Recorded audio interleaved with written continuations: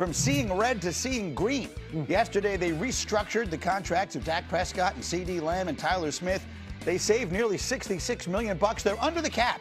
It's the first step towards making the moves Jerry Jones promised in free agency starting next week. So listen to how excited Dak Prescott is with what he's seeing right now. Heck yeah, most definitely, especially what is it said, no projects or whatever.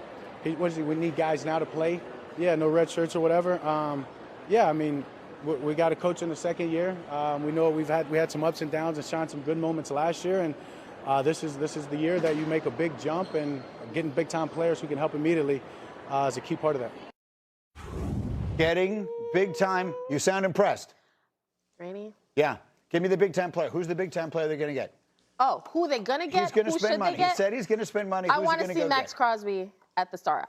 Personally, I want to see it. I understand that the Cowboys have needs at every position, from edge to linebacker, safety, all of that on the defensive side of the ball. They have a whole new defensive coaching staff.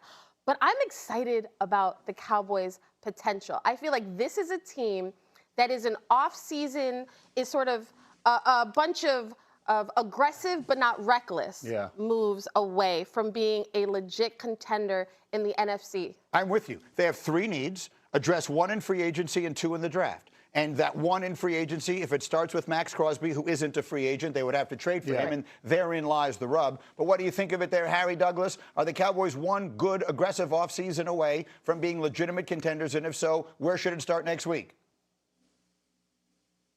Yeah, and Greeny, you know, I'm very hesitant to say that the Dallas Cowboys can be Super Bowl contenders. I've always been the only team since the year 2000 that have not made an NFC championship game. But you get three solid players on defense, and I'm not just going to put it in the box of Maxx Crosby. You go get a guy like Trey Hendrickson as well.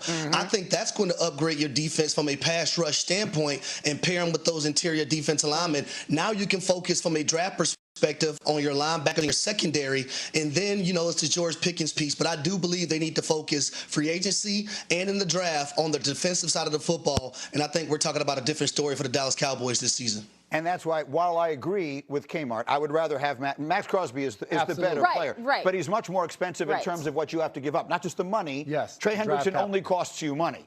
Maxx Crosby costs you money plus a bunch of compensation. Yes, and I would agree with that. Either one of those players starts you in the right direction. I think this is such a big offseason for Dallas, and we heard what Jerry Jones had to say about free agency and the willingness to spend money. And I look at just the situations Dallas in. Let's also compare it to the New England Patriots. You think about it, when Robert Kraft bought his team in '94, Jerry bought his in '89, and Kraft was kind of under his wing to learn a little bit about ownership in the NFL. An off-season ago, the New England Patriots spent the most money in free agent history, dollars amount, and you fast forward, they were playing in a Super Bowl. If you're Jerry Jones, you're watching that, and you're seeing what they did, and now you have an opportunity with a really good offense to spend the money in free agency, and I think it does start with a Trey Hendrickson over a Maxx Crosby because of what you just said, not giving up that draft capital and still using a draft to build on defense, along with there's some other free agents, especially coming out of Philadelphia, that can really help them as well. Here's my fear. When I look at the Cowboys, it kind of reminds me of the Cincinnati Bengals from the standpoint of, on offense, you're set. You got it all. Yeah. Defensively, what is happening? The Cowboys, historically bad last season. Now they've overhauled the coaching staff. Now they need pieces. They can't miss this window. They're paying a lot of guys offensively. If they just need, it's one off season of very smart, aggressive moves, and they draft well. This is a team that drafts well. So I just think they have it right there. So if they are sort of the modern version of the Bengals, Trey Hendrickson should feel very comfortable in that, right? He went from the offense is great, and we can't stop anybody, to another team. Offense is great, we can't stop anybody. He can help. Harry, give me a final word. Well, the difference is that he has Odigizua, he has Quinnen Williams, and then also Kenny Clark. You have those interior defensive lineman guys that you can count on who's going to guard or double team. So that's going to leave guys like Trey Hendrickson one-on-one on the outside. But I look at this Dallas Cowboys team. I think the biggest thing from their 2025 season, I was impressed to the maximum with Brian Schottenheimer as a head coach. You just get this defensive side of the football correct, and we're talking about Dallas being in the light that we haven't talked about since the contract of QB Dak Prescott, receiver C.D. Lamb, and guard Tyler Smith. Dallas was a league worst $55 million over the cap, but will now be about $11 million under. They've got holes to fill, especially on defense. So we now welcome in NFL analyst Sam Acho into SportsCenter. And Sam, the Cowboys have cleared up some space. So what's their biggest need right now? It's inside linebacker and cornerback. I think that they need to go and attack the inside linebacker position in free agency. Maybe a guy like Devin Lloyd from Jacksonville would be a great person to partner alongside DeMarvion Overshown in this new Christian Parker 3-4 defense. That's part one. Part two would also be corner. Now, the Cowboys did maintain Reddy Stewart, who's a young player, a really good player at nickel, but they may try and go and address that nickel and cornerback position as well. They're really good on the inside with Quinnen Williams, really good on the inside with Kenny Clark.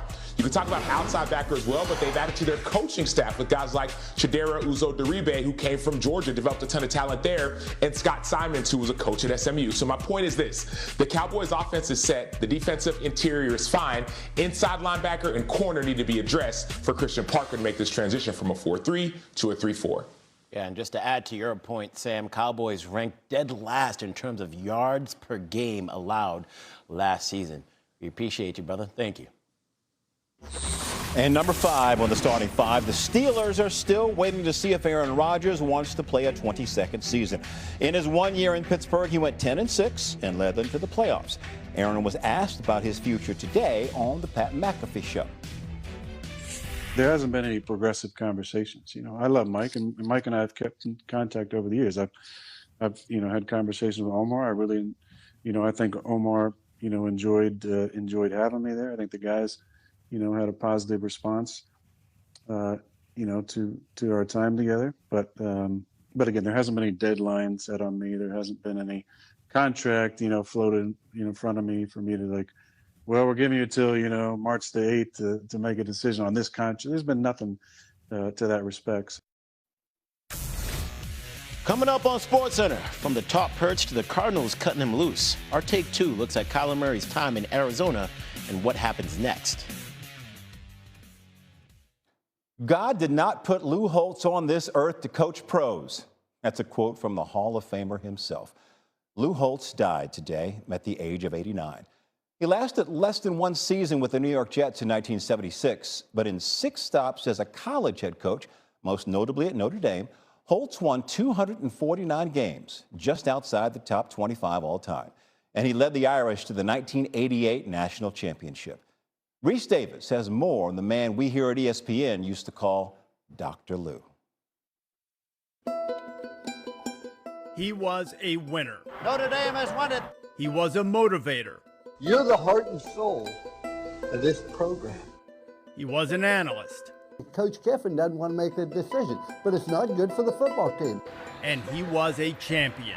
Notre Dame will duly celebrate a national championship. No doubt the Irish are number 1.